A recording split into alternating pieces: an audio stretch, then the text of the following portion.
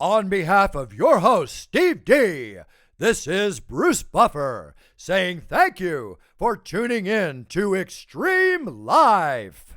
And now, this is the moment Xtreme Lyfe fans around the world have been waiting for. It's time!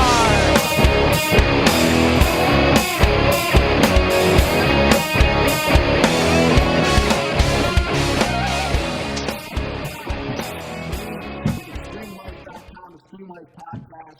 Real excited today. I am here with Justin Lasala, Crossfit Games Masters competitor. You've been to the games how many times? 3 times. 3 times. So, and you've come in pretty much in decent stand. I mean, I think last year you came in second, right? Yep. Yeah, last year was my my best finish as far as where I finished, second place overall. Okay. All right. So second place overall, which is awesome. I mean, that's a hell of a, and that's a stacked field. I mean, the Masters division is nothing to laugh at when you look at the CrossFit Games, because, I mean, I don't think people really understand the level of fitness that it takes to get there. I mean, it's amazing. Yeah, for sure. I mean, it's definitely been a long. It's definitely been a long process, for me personally. I mean, my first year was kind of just enjoying the experience, all right? And I was a top 10 finisher there. Last year, 2 years ago in 2018, the field was totally stacked. I mean, Neil Maddox won our division, I mean, like, the guy's an animal. He's a freak. And then last year was my year that I kind of bumped up into the new 45 to 49-year-old division. So I kind of felt like I had a pretty good chance to be up on the podium.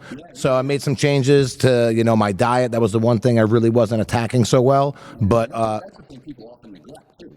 yeah, it was huge. Yeah. You notice a big difference in it. Yeah, for sure. Getting my diet done and having some of those things kind of dialed in like my training was, definitely was a factor in me having a good finish last year, for sure. So what does that look like when you dial in your diet? Just so people know. I mean, that's the point of doing all these things is to kind of get people to understand what kind of, people make changes all the time. And you're a very fit guy already, a very fit guy, but now you felt, okay, I need to make some changes even still to dial myself in better. What does that look like? Basically, 2018, friend of mine, Tim Dimmel, games athlete, 2-time game athlete.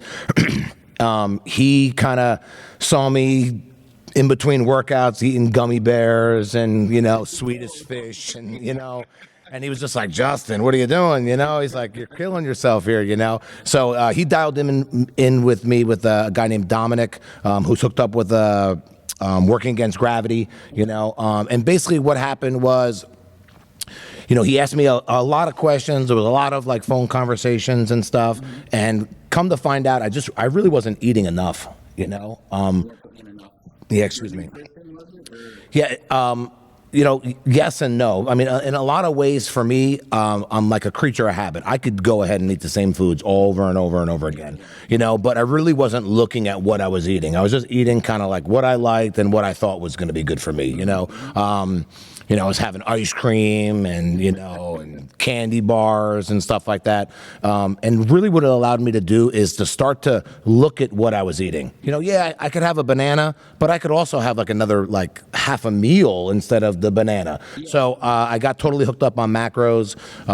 Again, yeah, I measured it and weighed it, Once I got myself dialed in, I think that's the toughest part, is getting over that, tedious weighing and and maybe I wasn't pre-cooking any of the meals. I was just kind of making the meals as I went, but I was still measuring everything out, and it allowed me really to eat more. Again, one candy bar was almost a meal as far as yeah, right. And the sugars and really understanding too, having some good fats in my meals, I wasn't really doing that. So, getting hooked up with some, adding some flax seeds and those types of things, okay, into my meal, it definitely made a difference, no doubt, And that's a big thing people talk about a lot is when sugar kind of destroys you, right? Yeah. It's literally, taking that out of your diet, or at least getting a lot of it out of your diet. It's really hard to take all of it out. Yeah, for me, I think too, I had a really direct goal. I wanted to stand on the podium at the games last year, and I did, and it was a factor, and I just knew that I was doing everything else. I was getting my sleep. I was putting in the work. But that was the one thing that I really didn't really care too much about or put a lot of kind of effort into. And last year I did, and it definitely helped too as well. It helped that I bumped up a division too as well, because I mean, I stepped up. It's a 40 to 44 division. Yeah, I mean, it's stacked now, I mean, even the guys that were in the game just a few years ago. Yeah.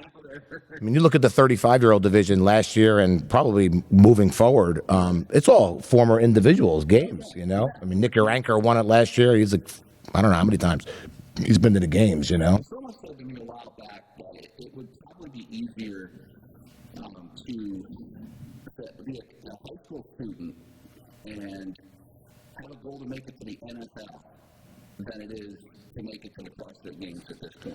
Yeah, I mean, as an individual athlete. Yeah, I heard a joke the other day, and somebody said something as far as like even just the Masters community, and the joke was like, "Hey, I want to get involved. I want to make it to the CrossFit Games," and the joke was, "You missed it. You should have. You needed to be. Should have started 2 years ago." But for the individuals, we'll see. I think look. The sport's been around 10, 12 years, somewhere around those lines. I don't even know like the exact.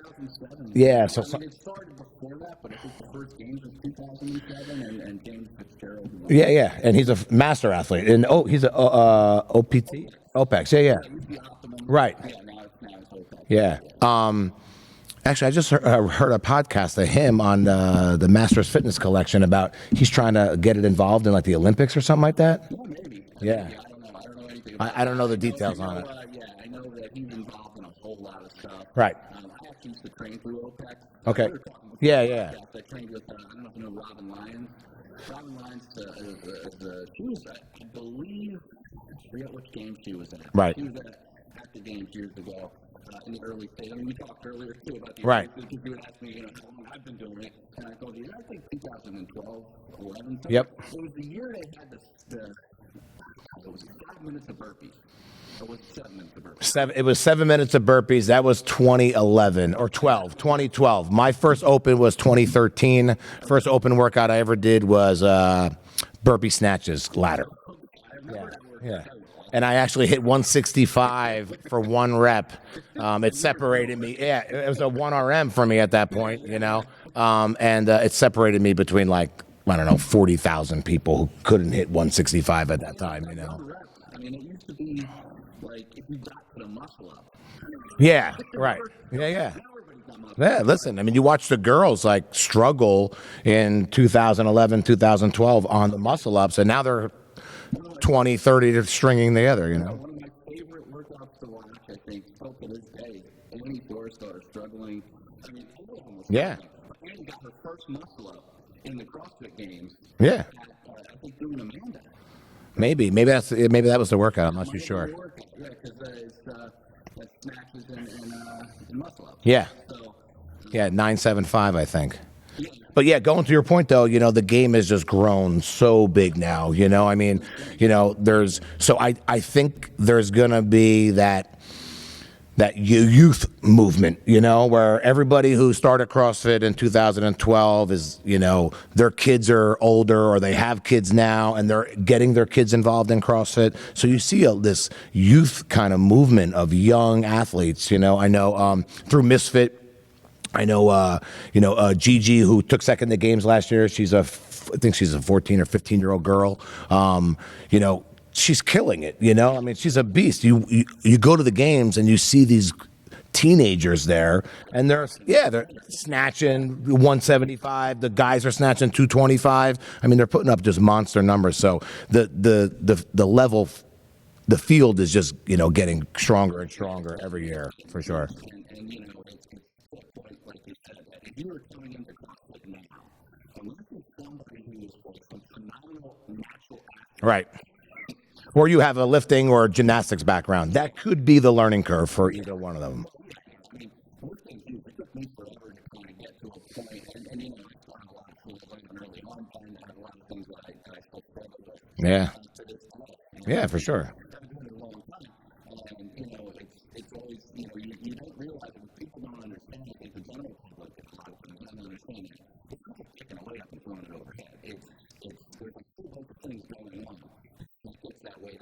for sure. You know? I actually think that's what really separates.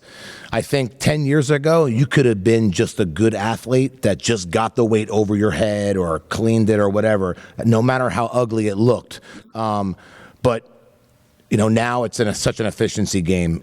I mean, like, yeah, you got to be good at the movements. There's no hiding on any of these in any of these competitions now. If you don't have something that you're good at, you're definitely going to get exposed for sure. For sure. Yeah.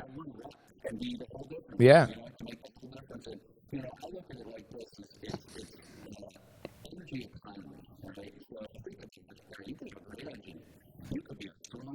Yep.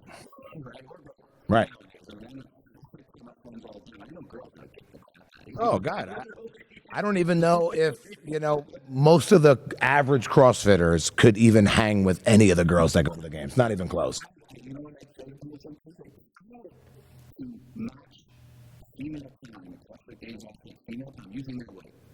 Yeah. Oh, I think that would. Yeah.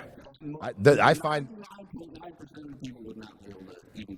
Yeah, I love watching the master athletes and the teenagers and the females and all of them actually, but it's just so impressive what they can do, I mean, what all of us can do, quite frankly. I mean, there's probably people that you've come across in CrossFit, and you do competitions too as well, and people ask you questions about, this competition, and, hey, can I get stronger? Like, you're definitely going to get stronger, yeah, I mean, for sure.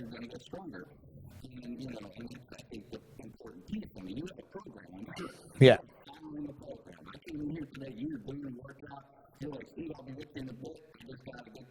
Yep. Yeah.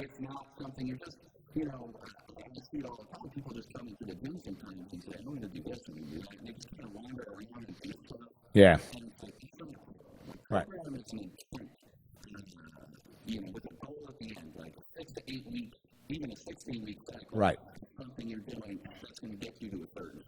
Yeah, for sure. I mean, I've been following Misfit for probably, almost 3 years now. And I follow their master's programming, but I do make adjustments. Okay. There's certain movements that I'm pretty good at. So I don't I don't need to sit here and work on like my double unders. I'm pretty good at that. I'm pretty good at climbing the rope, and there's certain things that I'm, just kind of okay with. But on the other side, there's a lot of things that I'm not super great at, and I need to incorporate that in my programming, So what I'll do is I use the format. I follow it pretty much like 80%, but I will make adjustments, and I also listen to my body. I think that's really super important, that a lot of athletes that are on the older side, you kind of get caught up with all the volume. Oh, I need to do more. All right.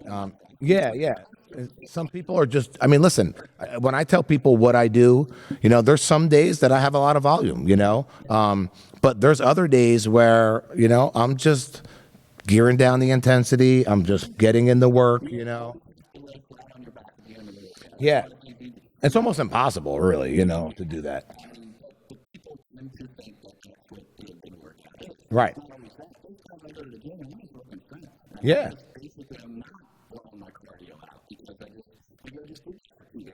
Yeah, for sure.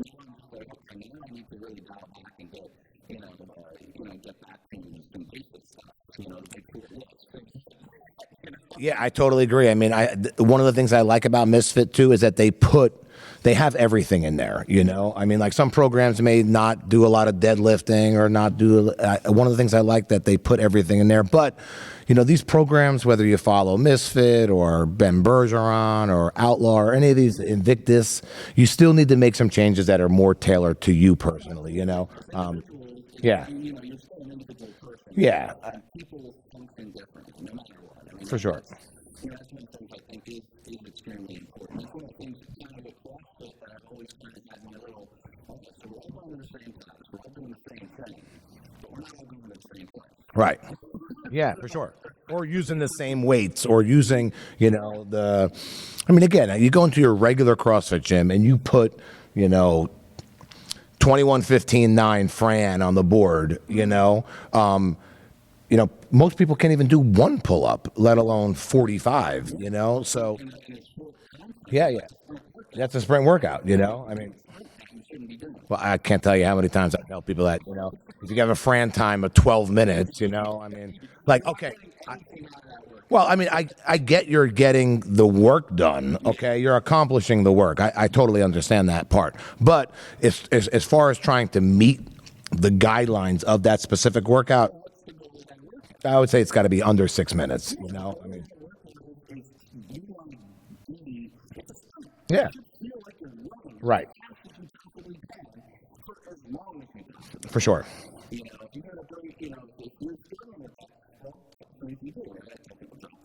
Yep. Right.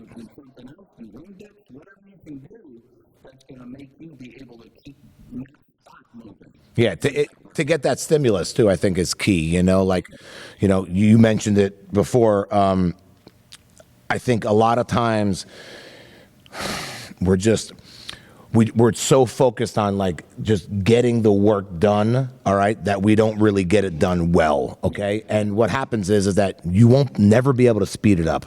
You'll never be able to get yourself to go faster. I mean, some people, they just dead set on, I got to do 21 reps, I mean, you're better off doing like 10 reps and then 10 jumping pull-ups and then move on to the thrusters and then, yeah. Yeah, for sure. Yeah. Yeah. And I know athletes that'll sit and I talk to athletes that are competing in local competitions and master athletes and stuff. And what happens is that they're training volume, but not volume in a short period of time. So what happens is they're like, I can do 21 pull-ups, and then I can do 15 pull-ups, and then I can do 9 pull-ups. But can you do that in 4 or 5 minutes? Because what happens is that they never condition their body to do all that volume in a short period of time. And a prime example is when, yeah. And then what happens, and what happens is you do the open, and the open workout says do 25 toe to bar and 50 double unders and then 6 squat cleans. And you're like, okay, I can do that. But can you do it in 2 minutes? And if you do it in 2 minutes, can you do it again at a heavier weight, another 2 minutes, where they have those increment workouts. People they get caught up with doing a lot over a long period of time instead of doing a lot in a short period of time. And I'd rather have you do inverted rows or ring rows instead of pull-ups if that's going to make you just spend maybe like a minute or two at make you move faster. Yep.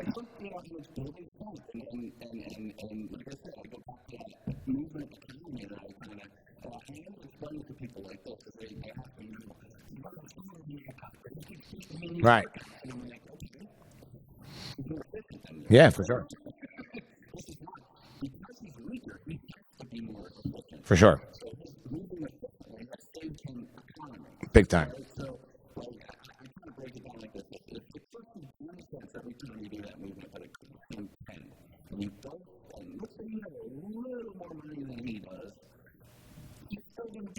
All right. Yeah, for sure. Yeah, I think it's definitely an efficiency game for sure, and I also think that you have to know yourself. How many people, we've all been there, you come out and you tell yourself, I'm going to do 3 sets of 7 for the round of 21. And you go up there and you're feeling great and you do 21 and you drop off. And then and then you go up there for your second round and you were going to 7-7-7, 5-5-5, 3-3-3 on the 9s, whatever. And you get to 15 and you do 2. And the problem, what happens then is your hopes and dreams just crumble on you, and you just sit there and you're getting mental. I'm not going to finish and everyone's ahead of me and all this other stuff. And then mentally you almost defeat yourself and just say, well, fuck it. I'm not going to be under my time. And now I don't even care if I finish, so yeah, for sure.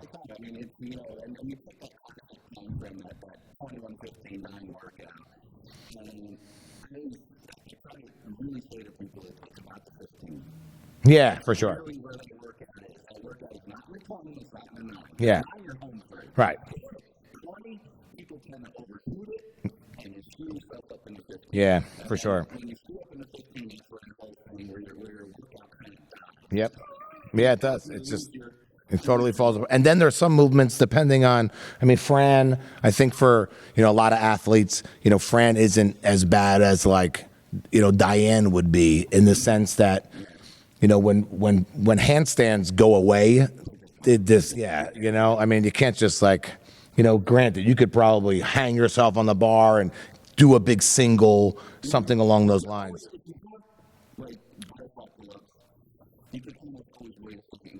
Yeah, or even just go to a regular kipping version instead, Yeah, you lose the handstand and, yeah,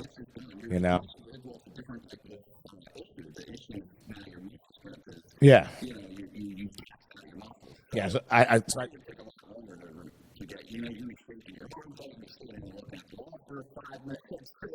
yeah, for sure. So there's definitely a couple of those 21-15-9s that I think are a little bit different in the sense that, like, if there's handstands and maybe ring dips, again, I think Fran is one of those movements, workouts that, again, if you had to hold yourself up there, do a couple of singles, you could get away with that, but yeah, I mean, I think especially now the way that the competitive side of CrossFit is moving, efficiency is just something that's so super important. And, as a coach, sometimes I just let people hit the wall, so I can later, yeah.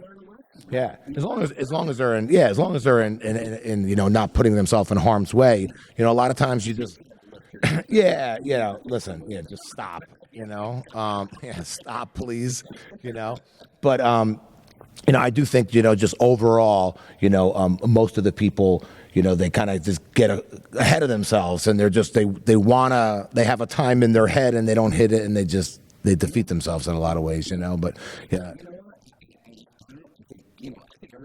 Yeah, for sure.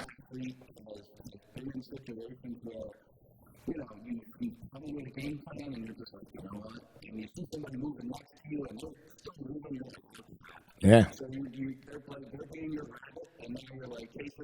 Yep. Yeah.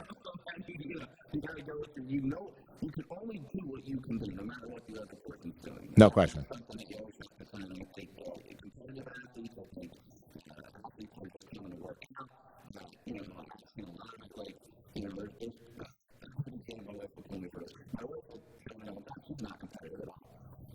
For the most part, he still wants to do well. Right. He still wants to be good. So he'll be working out to see somebody moving, and she'll be like, I can move faster, and she will. Right. So, and I bring that up, I said, you're not competitive sometimes. Right. I'm very competitive. If I see somebody moving, and it's, I tend to chase that rabbit sometimes, and I need to get one of my focus. In my gloves, I tend to move, faster and less efficient sometimes than I really should. I'm clunky. I've never been a graceful mover. However, it's kind of odd because I am pretty good at gymnastics. Right. It's like kind of weird. That weird. When you put a barbell in my hand, I'm clunky as hell. Okay. I've always been working on that for 10 years. Yeah, for sure. And it just takes time too. I think that's a big part, that people need to understand. I mean, if you Google CrossFit, you see these CrossFit game athletes. They're shredded. They're upside down, doing handstands in the rings, and yeah, they're doing crazy stuff, And the local level box is just, totally different than that, So I think, yeah, for sure.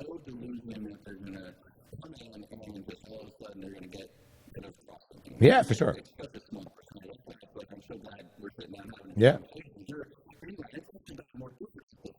Yeah.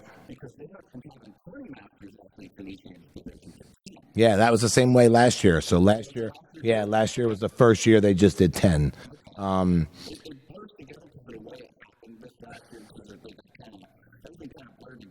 Right. Yeah. Yeah, I mean, I got back from the games in the second week of August, and the Open was what? 2 months ago or 6 weeks ago, whatever it was, So, I mean, I was barely even, training, doing a lot of training, quite frankly. Oh, yeah, for sure.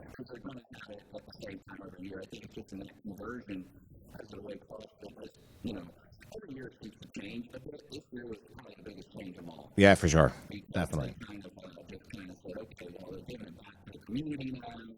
I kind of miss Dave Castro doing the announcement. Yeah, for sure. Things for me, I was like, because Dave was always kind of the guy who loved to hate. Yep. Yeah. It's going to be interesting over the next few years to see which direction this all goes in. Because it's, like I said, it's very different now. They're giving back to production. Like, they're allowing people to, I think they're, giving back to, because now you go and you see the open announcement, you see like 15 different Right. people doing it. Yeah. Australia and Canada and stuff. It's all over the place. Right. But, it's just an interesting new twist on everything, Yeah, I mean, I think originally everyone is resistant to change for sure, and I'm the same way. I like Castro, and I always enjoy his announcements, and he always, yeah, it was kind of like something, and it also gave a lot of water cooler talk. I think within the gym, from running a box, you'd always kind of be like, oh, what's Castro putting out, or he'd put out some social media thing, and people would, and people try to decipher it and try to have, I mean. I don't even think he does it. I think he just makes stuff up, just to get people, talking about it. I think that's definitely part of it. But yeah, there's obviously been a ton of changes. I mean, I think from an individual standpoint, I totally understand that. A lot of the individual athletes are like, hey, I miss regionals, because for them that was the games. Like that was their games.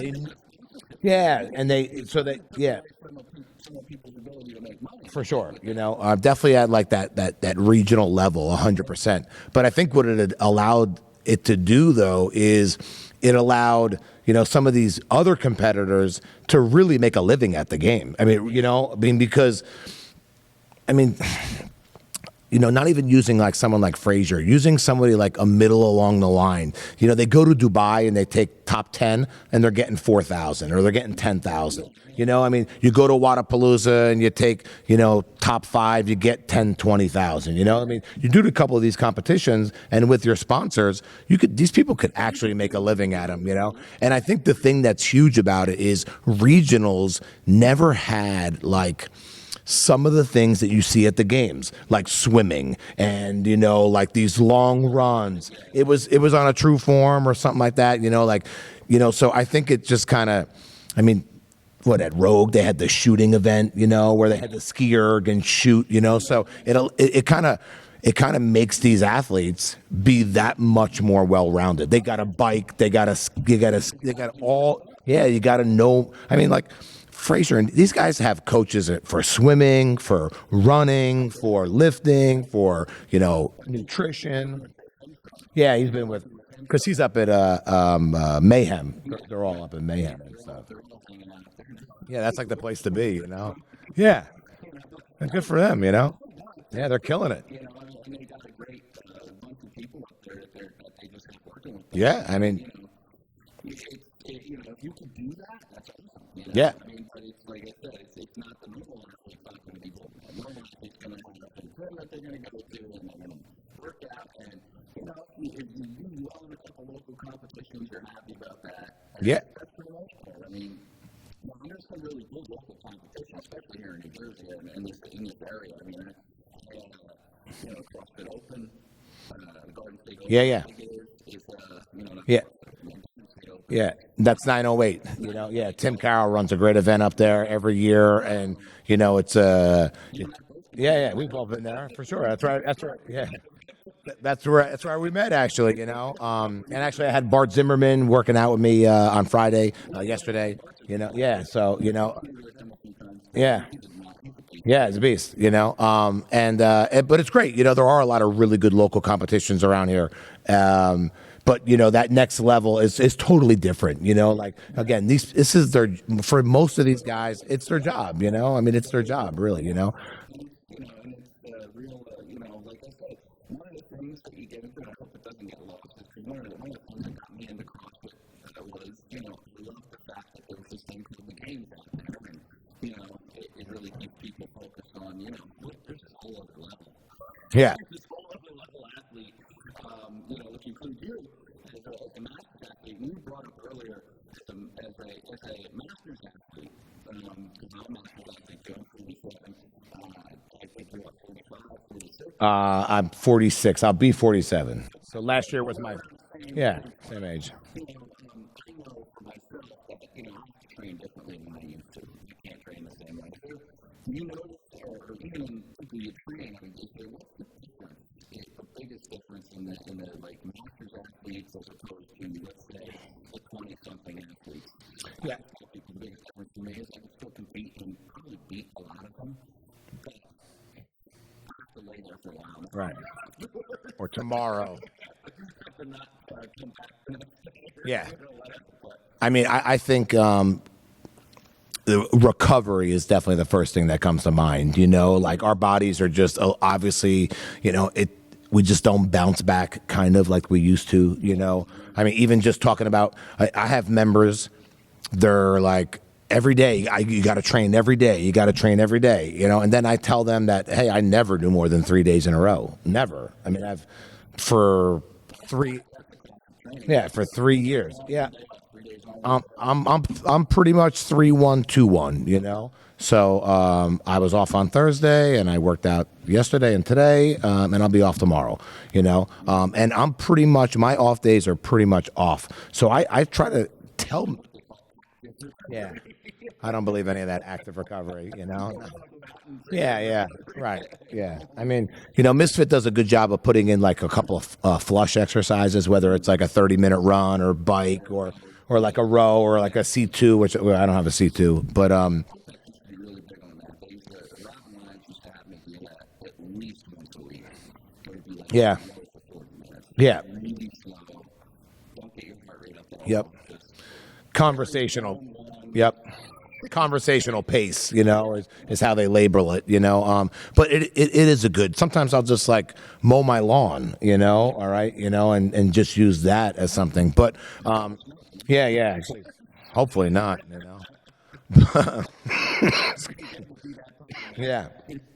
But, as far as like what I tell athletes and from my experience is you definitely got to start listening to your body, like if you're putting in a lot of hardcore days and you have a high intensity, schedule and you're not feeling it, then just do the work, like maybe just, like focus on like, hey, I'm not going to go super fast, but I'm always going to be unbroken on exercise 1. I think the awesome thing about CrossFit is how you can manipulate everything, I mean, like even going back to Fran, some people, the 21 round is just too big of a round for them. Okay.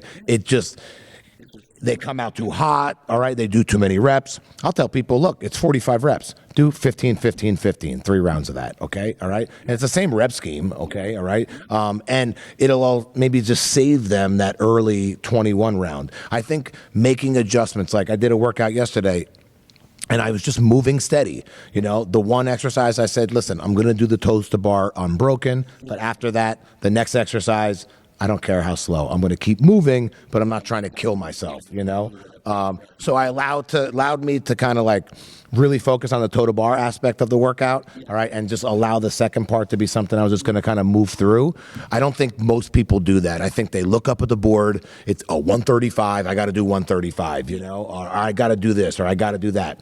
So, even just from a training module, as far as what the difference is between like some younger athletes and some older athletes, there's actually way more similarities than differences, because a 45-year-old guy has got the same mentality as a 20-year-old, right? But they just might not have they just don't have the physical capacity anymore, maybe, or they haven't built that up to do it like the 20-year-old, but they don't care. They're measuring themselves up against a 20-year-old. So what happens is that I think they blow themselves out because they can't maintain that for a long period of time, So, I mean, I think, the older athlete should be a little wiser at times, okay, all right, but they get caught up into it, I think it's a problem. There's something to be said about being that experienced older athlete. Yeah, for sure.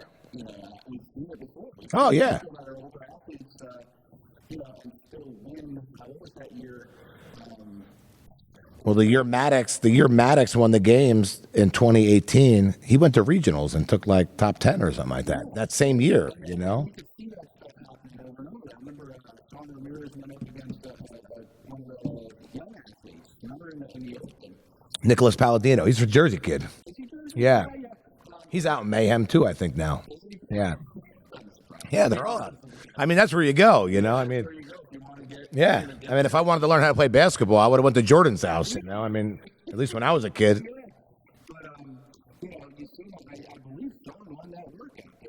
Yeah, he did. It was a bar muscle up or something. Right.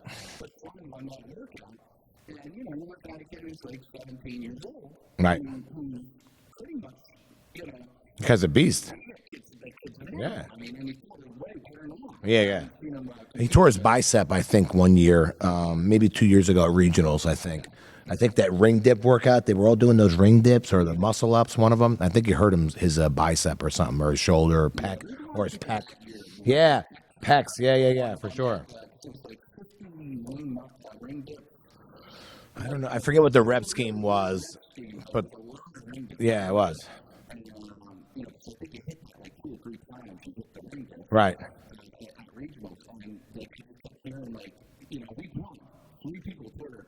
Right. Yeah. Right.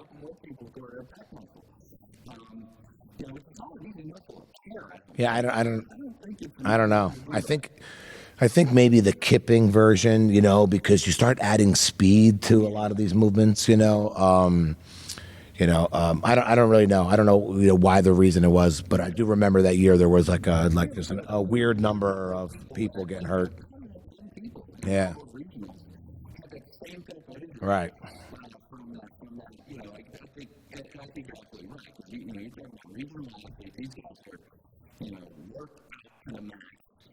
This is their Super Bowl, and they're putting it on the line. Yeah, for sure. Yeah.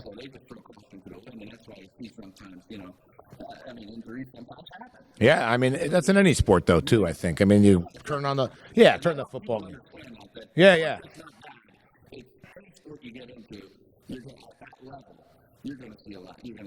Yeah, no question. I mean, again, like you said, you know, it's a game to win, you know, or it's an event to win, you know. Yeah, I mean, nobody wants to be the last person, and everyone's standing around you. You know, come on, you got 2 more reps. You know, you can do it. You know, I mean, again, I get that. You know, but yeah, for sure. You know, listen. Yeah, I mean, I went to Wadapalooza in 2014. It was my first year I ever went there. Yeah, I qualified this year, but we just opened up the gym, so me leaving, you know, it was just bad timing, so I declined my invitation as far as that. But yeah, I went there 5 years in a row. My first year there, I took 19th place. The guy ahead of me jumped in the water and said, screw this. He jumped out, so he took last. And I couldn't swim at all. I never practiced swimming at all, you know. I did the first part. I get into the water and barely got out of the water at the end, and the time was up, and I finished dead last, and I was, like, embarrassed. Well, I'm just saying. But you know what it is? Yeah. I mean, but what I did is I used that as motivation. I'm definitely one of those people that I'm motivated by frustration, you know. So I'm like frustrated by something. Yeah. And actually, in 2018, I took 4th in the games event. It was just a swim. That's all it was, and I took 4th. You know. Yeah, it was something like that, 600 or 500 meter down and back. And you know, and that also let me know, like, hey, you know, good for me in the sense that, hey, I took a weakness and turned it into, you know, like a strength. Yeah, for sure. This is the sport for you. Yeah, for sure. There's no way you're going to come into it and face every single workout and not have a weakness. Yeah. You could be an athlete your whole life and walk into a CrossFit gym in physical condition, and you're still going to find a weakness. Yeah, I would agree with that for sure. I mean, I have not seen an athlete come in and you'd be surprised. This is come in with amazing things, great. And then they get the double unders, they can't do it. Yep. I'm like, Yep. Yeah. Well, I think that's exactly the point. People will get frustrated in class, like, oh, I can't do this. Oh, I can't do this. And I'm like, well, look at it from this standpoint. Now you know what to work on. You know you're not good at this. Okay, so now when you're kind of thinking about what you should be doing, all right, like you said, like you said, I'm following a program. I know myself pretty well because I've been in the game a little bit, now. But for newer people, I say, listen, now that you know those are things you got to work on, hey, listen, we have open gym every day, like come in, take advantage of that time, come in 5-10 minutes before class, grab a jump rope or, work on some of your mobility issues, Yeah. Yeah. Really what this is all about. Yeah, for sure. Weaknesses, I think Chris Steele calls it the three-headed monster. Yeah. Endurance and strength. Yep. With the three-headed monster, and you have to have all of those. Yeah, for sure. Really be a good athlete. And the thing is, skills are not all transferable either, right? But you may be great at doing muscle ups, but yet you can't be double. Right. So you got to work on multiple skills. And you can be great at double unders, but you can't do a handstand walk. So there's all kinds of, you can always improve. And that's one of the things I love about the sport is just it always seems to find that one spot that every fit. Yeah. Yeah. Again, my list of things I need to work on is long, and I think that's it. I mean, granted, I'll have the luxury of having a gym and I can work on these things and stuff, but that's really what it comes down to is being like deliberate about your training and work on the things that you need to work on. Whether you're someone that's trying to do their first pull up or you're someone who's trying to learn muscle up, you just got to put the time in, And that's what it is. I mean, that's the thing I tell people is, here's the thing, if you work on it, one thing I do is you look better. Yeah, for sure. Yeah. It might not happen when they want it to happen, all right. But I mean, like anything worth doing is going to be challenging. Right. Yeah. Yeah. I came in with CrossFit, and I think we figured it out in 2011, 2012, whatever. I came in at CrossFit, and I was like, I was already an ACL athlete. I was a runner. I was doing a lot of stuff. I had done MMA for right. Things like that. But, and then they're like, okay, we got a double under workout. And I'm like, I can't do that. It's different. Right. It was like, they used to do the 3-to-1. Yeah. So it was like, I think it was 50 double unders over and 50 singles. And over together, I couldn't even jump. I was like, I didn't have the timing. I was like, I can't even jump. Yeah. This is ridiculous, right? So I found my work with it. Yeah. And I worked with it. And before you know it, been forward about 2, 3, 4 months. I was doing double unders. But I mean, I thought my I kind of rope me everywhere. Somehow I was just determined to get it. And I can't tell you how many times I threw across the field. Oh yeah, for sure. I used to whip myself. Oh God, it hit the same spot every time, You're right with that same yeah. And you just throw it across the gym. I can't tell you how many times that thing flew across, that gym. It was Memphis at the time. It's not there anymore. But, but it was definitely something that, I think it teaches you, one of the things that CrossFit teaches you, at least it taught me, was the ability to go through that adversity and succeed at the end, right? Don't let anything really discourage you. Yeah, for sure. Keep going. I mean, and I think that's a cool thing about CrossFit in the sense that there is a community. You have a class going on, and you're in the class with 2, 4 people, however, or 10 people, 20 people, whatever the number is, and, you're all working on the same workout, even though we're all kind of doing it on our own pace and stuff, but, you know that even when you're tired and you look to your left and you look to your right, and those people are just as tired as you, but they're still going. So that's that motivating factor that keeps you, And that's a big part of it, like as a gym owner, trying to bring in business and people come in and like, well, what's different between your gym and like the health club or something like that? And what I tell them is that you're getting instruction here. All right. You're getting a workout written for you, Yeah. It's not just a number at some Globo gym. Yeah. And say, good luck. Yeah, for sure. I kind of like look at, I see a lot, like, every once in a while, I'll walk into one of those and I'm like, look here. Right. Right, for sure. You know what I mean? And, it's what I love about CrossFit. It kind of just makes you push that next level.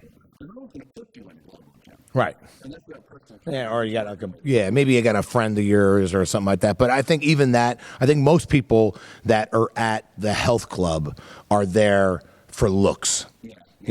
They're trying to sculpt their body.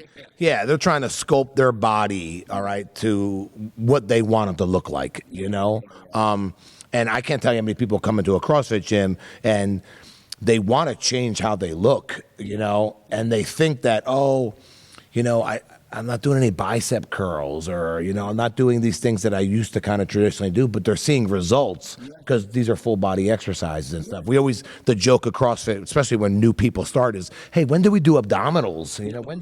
When do we do abs? When's the ab part? Yeah. Right. Yeah. And I say, yeah, we just did it yesterday. It's called overhead squat, front squat. Yeah. Yeah, for sure. Yeah.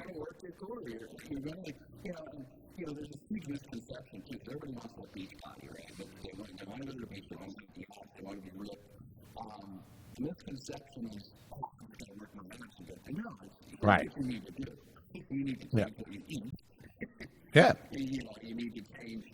Most of abdominal looking, the ripped part is, diet. Yeah, for sure. And genetics.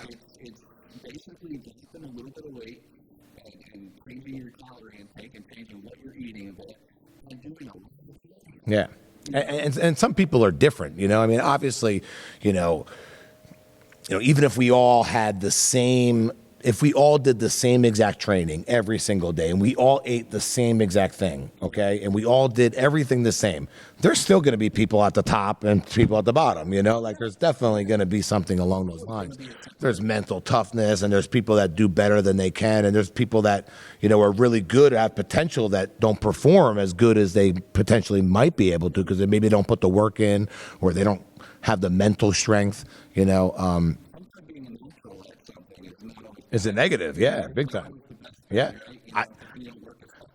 I actually tell people all the time, I can't tell you how many really good athletes that I've had in the gym and they quit on it because they don't pick it up as fast as they think they should. They pick everything else up that they do, sports or, whatever, they pick it up really fast and, they're not used to the struggle of being bad at something and then getting better at it. They're not willing to put that work in because usually everything was coming really easy to them. And they say, oh, CrossFit sucks. They do stupid stuff like total bar or handstands because they can't do it, maybe, Right. Right. Yeah. Yeah, for sure. Oh, yeah.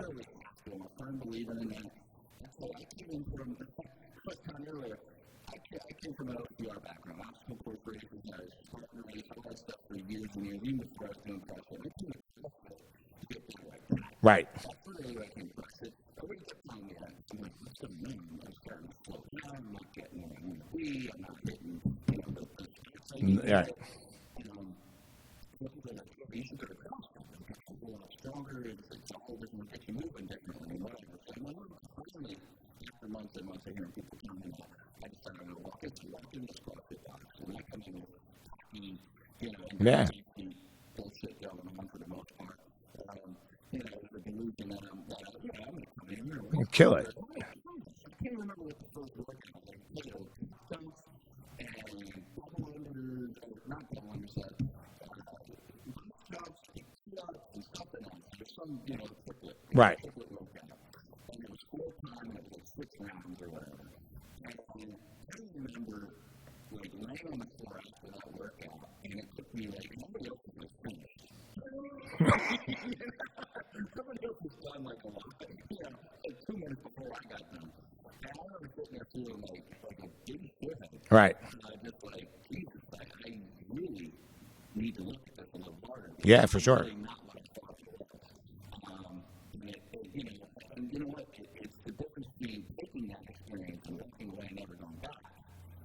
Yeah, which I think a lot of people do, you know. I think people sometimes do. And that's not, always the best thing in the world. I, of course, said, I really need to steer into this. Instead of steering away from it. I need to figure out what's going on. I definitely exposed my weaknesses. I'm embarrassed because all these girls just beat me in the workout. All this stuff. But, I'm embarrassed, but I didn't allow it to make me walk away from that. I'm going into it. Right. And I'm going to yeah. Now, several years ago, but, I think it's not. That's the difference sometimes between people and really forgets. I think almost everybody, to some degree, has had that experience in their first CrossFit workout. Oh, yeah. I mean, I actually knew nothing about CrossFit whatsoever. I was at a Globo gym. I played football in college, and I was doing a hang clean, not really well. It was pretty ugly, for sure. And this guy was like, "Hey, do you do CrossFit?" And I was just like, "No, I was actually a trainer at the time at Workout World in Menlo Park Mall. And I was doing some cleans, and this kid came up to me and asked me about it. That's the first time I had ever heard about CrossFit whatsoever. I had never done a CrossFit workout in my entire life until I went to level 1 cert. And I did Fran, Yeah. At 2012, I went to level 1. And I went to, it's someplace in Virginia. I drove down there. I stayed right outside the University of Virginia University at some hotel. I went. I didn't even know that I have a degree in exercise sciences, so I had a pretty good background as far as movements and stuff. And I didn't even know that there was a manual. I never printed up the manual beforehand. I never looked at the manual one time. Well, I not even walked in. I actually remember I stopped at a convenience store down the street from the gym because it was closed at the time when I got there.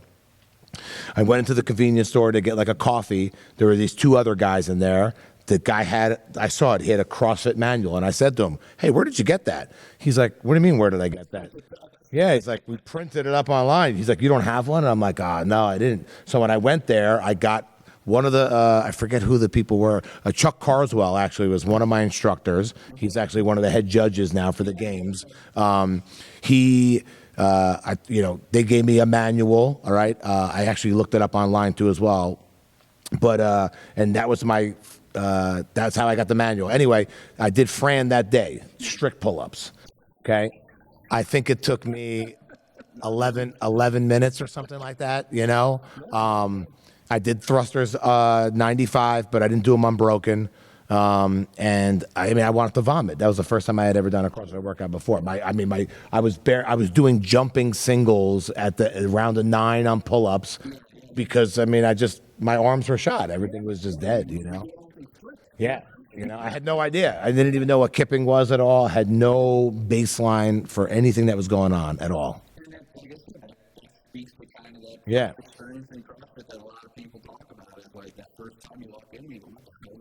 Yeah, for sure.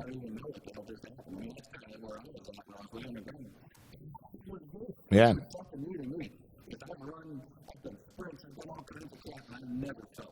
Yeah. The lung burner. Yeah. Yeah. Still does. Yeah. Yeah, I've no part of it. I was at the 3-minute mark when I hit it. Right. That's great. Yeah. It's a great time. It was a good time for me. I think the time I did it a year before that, I think I was 5 minutes or so. So I got 2 minutes off my time.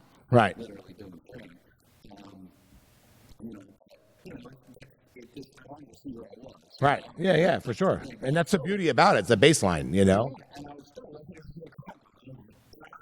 Yeah, like you said. And that's a prime example of the model too as well. 3 minutes is probably one of your best times, if not your best time. Yeah, and 10 years later. Yeah, and 10 years later you did that. So it's obvious. Yeah. Maybe even more. I don't know, but the first time I did it at CrossFit Novus, and this was, like I said, that gym's not there anymore. but I did it, and it was going to work as a program. And the way people program is very different back then, too. Right. No question. Programming is very different now.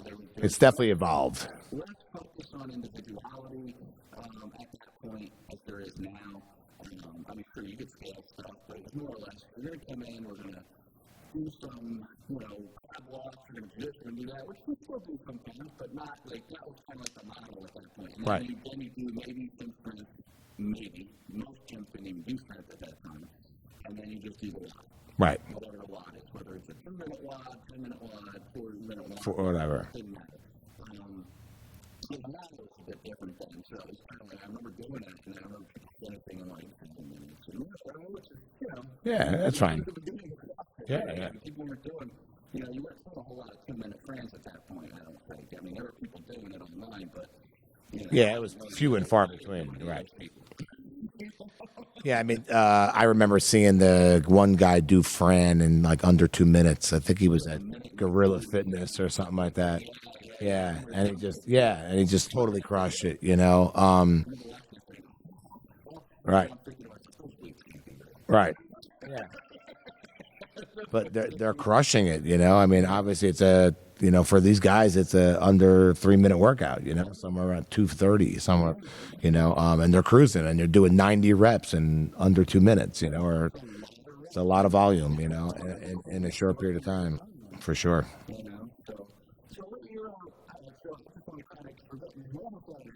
Yeah, that's crazy. You get talking, Yeah.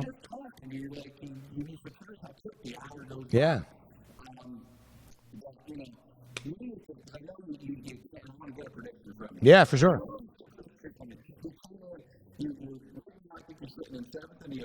Yep, 7th. Well, I have the qualifier next.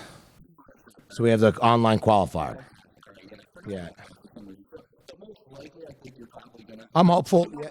Yeah, for sure. Fair enough. Yeah, I mean, I'm right now. Like I said, because a lot of things have changed. We've talked about at length. The way the season kind of went. So I think for a lot of athletes, the Open this year, I mean, the qualifier isn't until March, so we have all this time now until, to train. So, I wouldn't consider myself in like game shape, okay, all right, or in qualifier shape right now, and definitely not during Open. Yeah, for sure. I want to peak at that time, but I'm confident. I think I'm one of the best, I think I'm a top 10 athlete in my age group, and at least. Yeah. This year, even the year in 2018, my last year in the 44-year-old division, I still made it. I was 10th, so I had, or for 9th, or whatever it was. So I had made it too as well. So I think, if I can stay healthy, I think I'm pretty well rounded in a lot of these movements. So I have every expectation to go back to Madison this year. Again.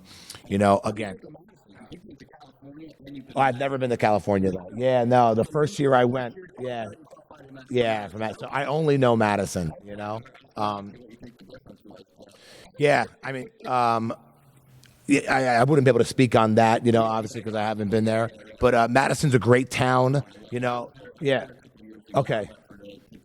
Yeah, so they do a great. I mean, listen, we run local events, okay? A lot of gym owners have a in-house competition or a throwdown versus another gym, and the logistics on that are crazy. Let alone like thousands of athletes and stuff, But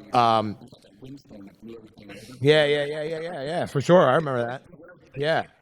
So Madison was great. We had a chance to do some cool things my first 2 years at the obstacle course, which is something that's really tough to train for. And I placed horrible in those two events, quite frankly. For sure. Yeah.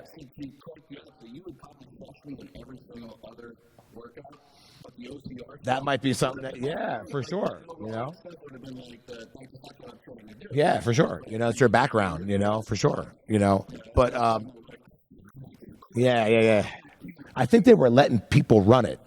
Like, I think once the events were over, they were letting some people like run it and stuff. I don't know. I don't know if that for 100%. But I mean, yeah. I mean, I because I've been competing for a while now. There's a handful of people that are that I know. So I know a lot of these athletes. They're not coming here. So I know a lot of athletes, so I have an opportunity to kind of talk to them and see where their scores are and where mine kind of stack up. I have a friend, Clinton Paddock, that sometimes he'll send me a workout and I'll send him a workout and he'll do, just to kind of see where we're at. Yeah. He thinks I'm lying because I beat him all the time. But that's really helpful. A guy named Right. Yeah, I mean, it's good, especially during Open this year. I have friends like Jeb Simmons and, Steve Swishstack and Mike Kern, like game athletes that I can be like, hey, I broke up the reps like this, or hey, I did this. I thought that was a good idea. Yeah, just to kind of get like a barometer, I mean, if I was to, this year in Open, I would have redone 3 of the workouts if I had to, the handstand walking workout, which I took 3rd in overall 2 years ago. I got back to the deadlifts. I was only 25 feet short of finishing that whole workout. This year I was 50 feet away. I finished the deadlifts. I just didn't get a chance to get the first handstand through. But, still, I did worse than I did in 18, but I'm in a different division now. I still placed top 3, So the other couple of workouts, I didn't do super great in, but I was still top 25 in all the workouts. So I feel that, Yeah. And yeah. Right. Yeah, for sure. I mean, I think there's 4 workouts. If you can keep, I always look at it like this. I need to be under 100 points to make it, So I need to be top 25 in all the workouts, okay? All right? No matter whether I take 4th in one workout and 30th in another, I need it to be under 100 points. Over the past 6 years of the Masters division, if you have under 100 points, more than likely you're going to qualify. But, even a prime example would be last year. You just need to get in, I mean, Joel Hughes, who won the games this past year, I think he took like 8th or 9th in the qualifier, but whether the workouts just worked out well for him or maybe he just peaked at the right time, and Joel was fantastic, and he earned, obviously he won because he was the best athlete there for those workouts, but he took 9th in the qualifier or 8th in the qualifier. So it doesn't mean anything. You just need to get, you just got to, I think it's just like, it's like poker. You got to get to the final table. You get to the final table, okay, you got a shot. All right. You're sitting at the big table. You have an I mean, who knows if someone gets hurt or, listen, we do the online qualifier or we do Open. You do one workout and then you don't do another workout for a week. The online qualifier gives you 4 workouts you got to do in like 4 or 5 days. At games, you're doing 3 workouts a day, okay? All right? For 3 days, I mean, they changed the structure a little bit as far as like how we have a break in between, but you're still doing a lot of work. So you may have guys that do great the first day, but day 2 and 3, they fall apart because they're not used to doing all that work with the intensity that you need. Yeah, I mean, I would do a handful of like, competitions. Like Wadapalooza was a good one to do because the format is very much the same, but previous, like in the past, I know myself well enough to know what I need to get done, because I've been through the process a few times. But yeah, I mean, I think every athlete is different. If you're not someone who's doing a couple of workouts in a certain amount of time, then yeah, they're coming in. But that's all right. You guys can come in. But those are some of the things that, again, everyone's a little bit different. So you got to kind of work out those weaknesses on your own. So if you're not someone who's doing maybe 2 or 3 workouts with a high intensity in a day and you're going to Wadapalooza, you're going to Granite Games, that's something you're going to want to incorporate for sure. There's no doubt. Yeah.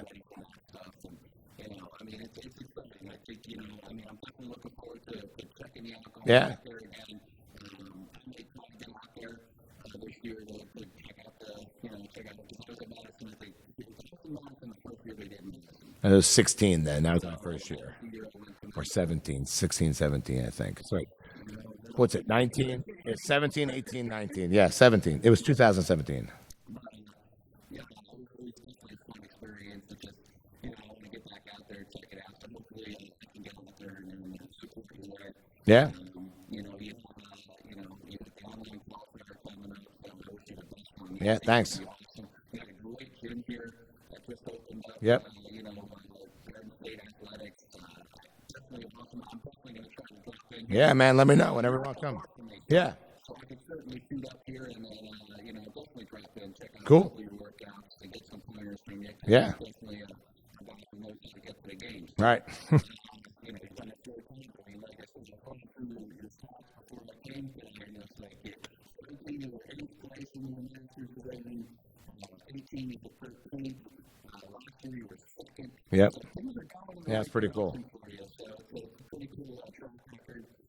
Definitely inspirational, especially for the older guys. Yeah. To know that you can, I always say this, that 40-something-year-old range is not the 40-something-year-old range that it was when, my father was 40-something. Right. It's very different. People are staying fit longer, they're staying safe longer, and then there's the guys that are getting to that extreme fitness, which is, definitely inspirational. Yeah. So, anything you want to plug? No, yeah, I mean, just Garden State Athletics, and, we're excited. Been open 6 weeks now. So it's definitely been a process and a learning experience. But hopefully I'll be just as successful in the business as I am in the actual CrossFit. Yeah. Thanks. It's a great location. It's a great spot. I'm going to check it out. And, you guys are on Facebook, right? Yep, Facebook, Instagram, our website. We got it all. Yeah. Social media. So once you guys can see things, XtremeLyfe.com, XtremeLyfe Podcast, just check it out. I'm going to post some links to Justin's stuff on the bottom of this interview. This was definitely an awesome interview. A great